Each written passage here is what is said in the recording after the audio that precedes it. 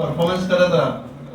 तुमचं लेवल वरती यायला पाहिजे. लेवल अनुजा पण चांगलं रीडिंग करते. रीडिंग पिच रीडिंग महत्वाचं आहे. जसं पिच मॅचला जाताना पिच रीडिंग महत्वाचं आहे. ते प्रत्येक मॅचला त्याचा सपोर्ट असतो आणि व्यवस्थित पिच रेडी करून ते हे करते, खेळ त्याचा उंचवते.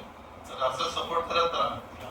ओके, सुंदर बॅटिंग आहे. तर होप सोडू नका. म्हणजे मला काय म्हणायचं की होप सोडू नका. तुम्ही कुठली कठीण परिस्थिती असेल तरी आपल्याला जिंकायचं. शेवटच्या रन पडतात. तर हिच्या मी कित्येक इनिंग बघितलं की शेवटपर्यंत ती टिकून राहिली आणि मॅच जिंकून दिली. मॅच जिंकणं महत्वाचं आहे.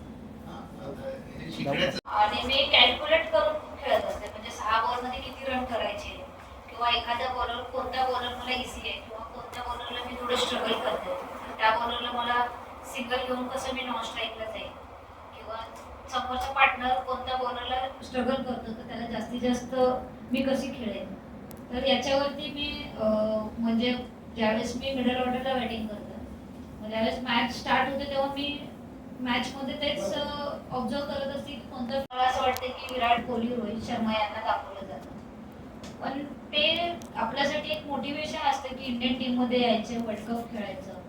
आणि ज्यावेळेस एखादी कोणतीही कंट्री वर्ल्ड कप जेव्हा जिंकते तिथूनच खूप चेंजेस होतात. म्हणजे जसं वर्ल्ड कप झाला आता म्हणजे छोट्या छोट्या गोष्टींचे आव्हान होतं. क्रिकेट खेळणं बघ नंतर कळायला लागलं की क्रिकेट खेळायचं.